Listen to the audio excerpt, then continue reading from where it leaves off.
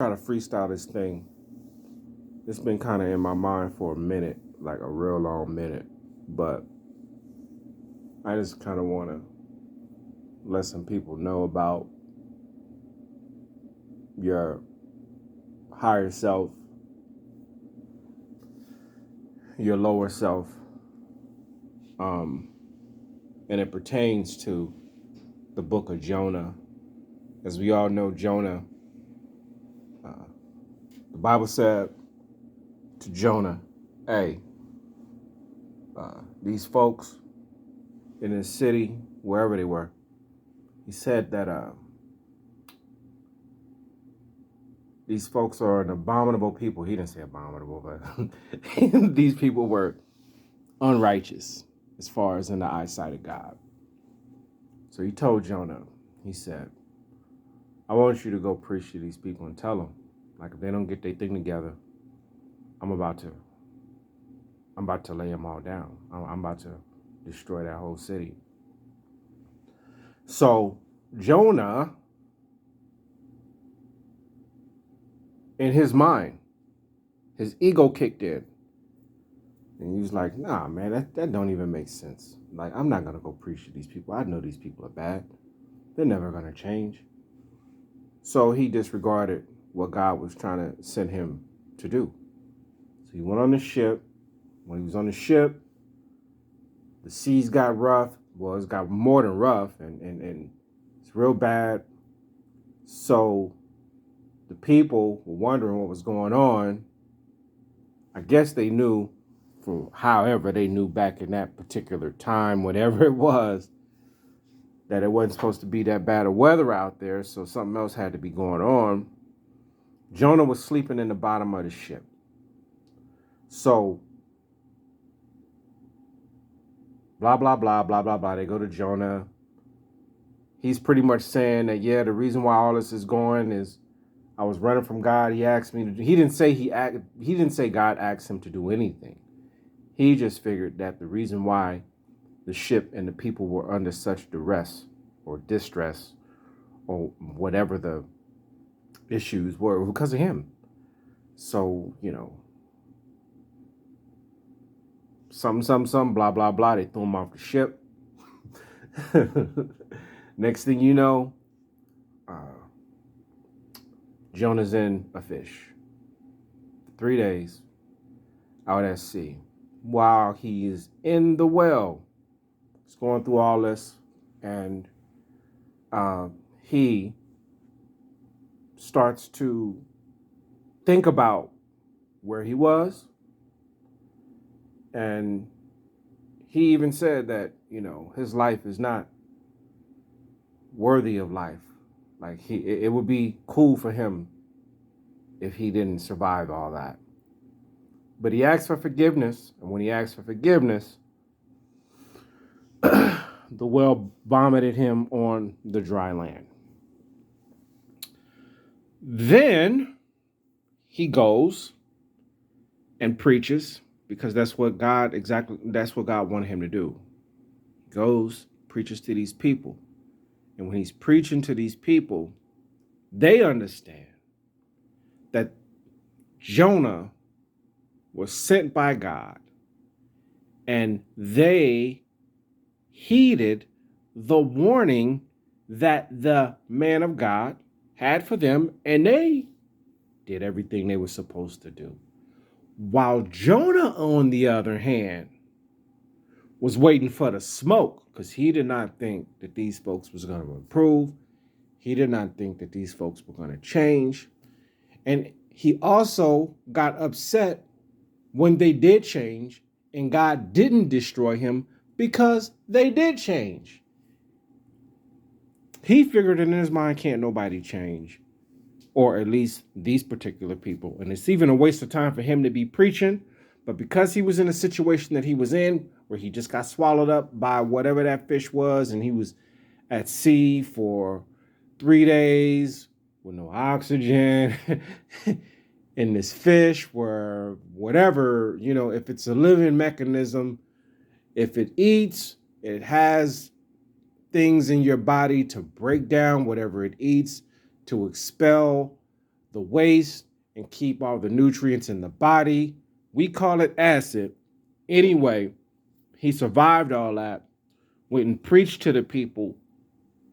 The people started doing right, and it was Jonah who had an issue with this.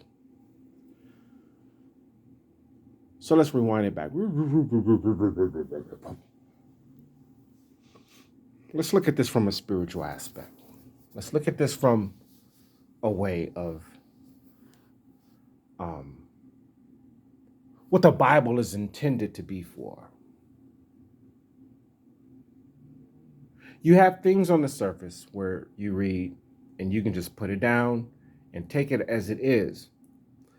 But then also there are other things in the Bible. Well, many, many things in the Bible. I would say anywhere from 75 to 90% of the things in the Bible, there's a surface meaning. And then under that, there's metaphors, parables, and what's the word I'm looking for? I'm looking for allegories. Like there's all these types of hidden meanings, because if you read these things in a literal sense, you'll never really get it, and you'll never really understand it, because you're a literal. You're looking at it from a physical aspect. You're looking at it. The sun is out today. It was hot. I had a sweater on when I left the house, but it got too hot. I had to put my sweater on. So then after I put my sweater on, it was so hot. And then if you live in California, the nightfall, then you got to put your coat, your sweater back on, and this, that, and the third. Like these are surface things. Okay, people, these are surface things. Let's look at this story in a different light now. I believe the story of Jonah is a metaphor for your higher self and your lower self. God, ego. Your higher self, God, said, you have a gift, and I want you to use your particular gift for this purpose that I have for you. Your lower self says, I have this gift, and I got this urge to do something, but I don't know for sure if this is going to work. And, you know, there's people involved in here. I don't even understand. I don't even know if they'll accept this. I don't know if they're going to think this is a good idea. I don't know if they're going to listen to me. We all have these things in our lives that we are to accomplish. And it nudges at us, man. It nudges. And the longer we live life, if we continue to put those things off, they become more and more of a, I don't want to say detriment, but it becomes more and more of a challenge for you, because you know in the back of your mind, when you get to a certain age of understanding, you pretty much know what you're really here for. Now, in Jonah's case, when he got the word from God, or when he got the word from his higher self, he ran from the responsibility, because for whatever reason, maybe he didn't think he was worthy to give this. Or maybe he was so arrogant about the gift that he had that he didn't want to waste his gift on people who he didn't think was on his level. So he ran. He got himself into a horrible situation. Darkness. Anytime a person, listen to me here, anytime a person veers off the course of their purpose, when you have a purpose that's ahead of you in life, And your purpose could be years down the road. But if you veer off that, it's not that bad of a situation if you veering off and you still focus. You just want to take a pit stop. Maybe you're tired. Maybe there's things in life that you just kind of want to experience. You want to experience these things, so you want to take a little detour, but you know you're going to get back to your gift. You know you're going to get back to your purpose. You don't veer off too long because you know that deep down there's a bigger purpose for you to be doing. And then there's these situations where you're not in real understanding of your purpose. And or you know the understanding of your purpose, but understand that there's a work that has to be done, and you're trying to put that work off. You're overly procrastinating with it. Like I hear about folks who have they're going to college and they have these theses that they have to do. And some folks have been in college and it took them maybe an extra 2, 3, 4 years to graduate just because of this thesis that they were supposed to complete before they were able to get their degree. You know, if you switch it over to a life thing, maybe there's this thing that you're supposed to do that you know you're supposed to do. And the thing about it is more than you is going to benefit from it if you complete this task. But you don't. You're running from God when you're not. When you're going out of your way to not pursue your purpose. You're running from your higher self. When you know you have a mission to do and you want to just fit in, or it's too hard, or maybe you get caught up in somebody else's vision to where you lose yourself because you've included yourself in somebody else's purpose for whatever reason, knowing that there's something bigger for you to do. So you're unhappy. That fish that he was in, the darkness. Look, understand the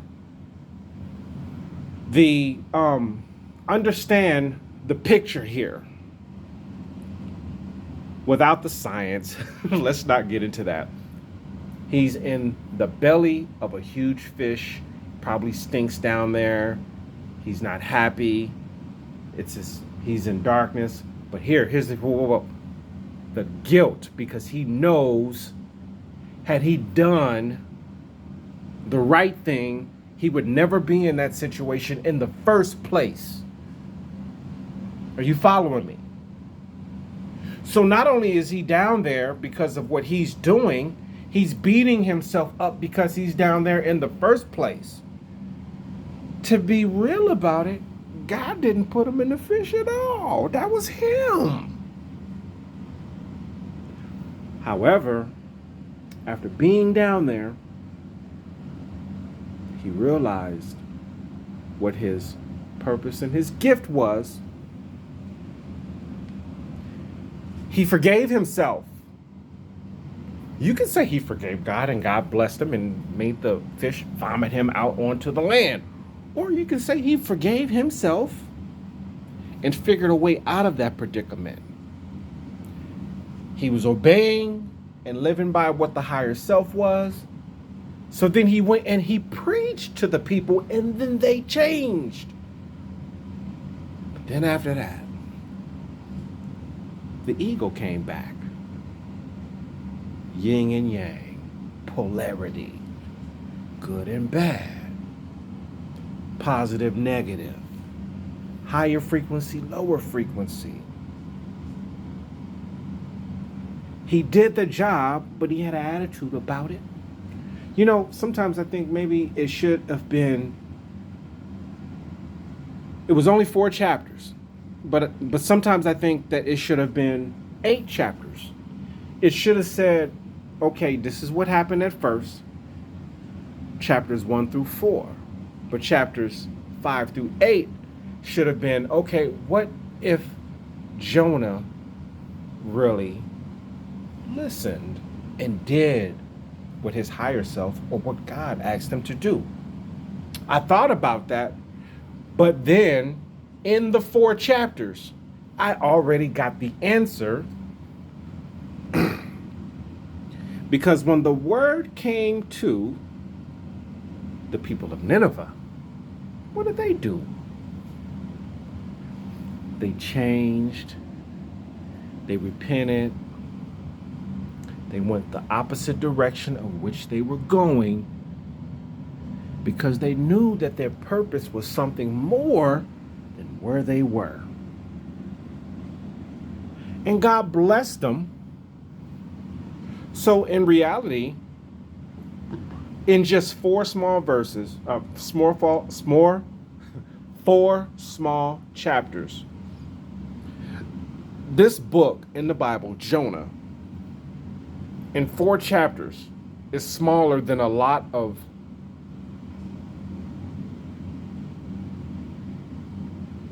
whole chapters in the New Testament. Like I think maybe you can even go to the book of John. Maybe you can probably find a couple of chapters in the book of John that's longer than the whole book of Jonah. You can probably even go to the Old Testament and Genesis. There's probably chapters that are longer than the whole book of Jonah. The fact of the matter is this: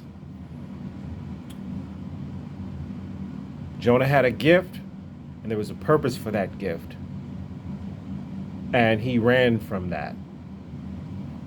Nineveh, they had a purpose for what they were doing, or what God supposedly wanted them to do, and they took heed to that, and they made the right changes.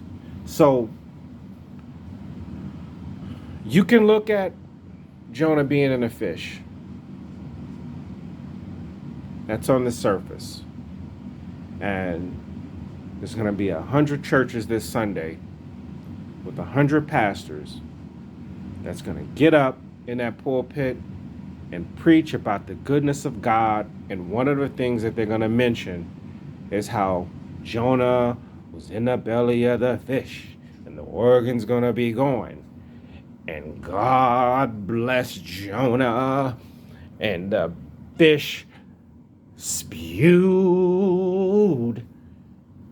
Jonah out of the belly of the fish.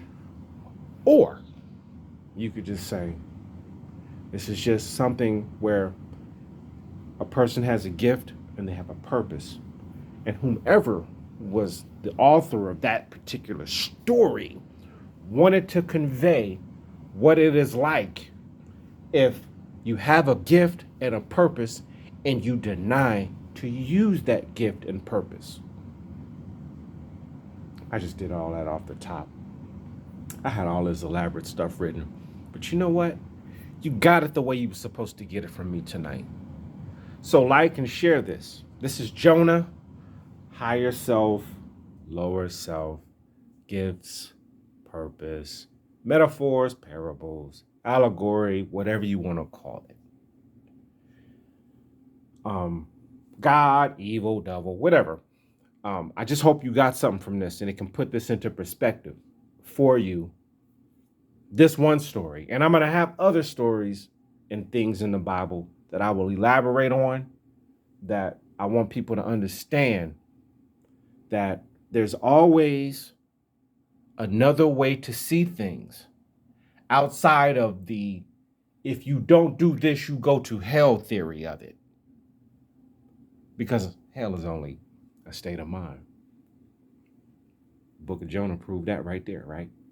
Peace.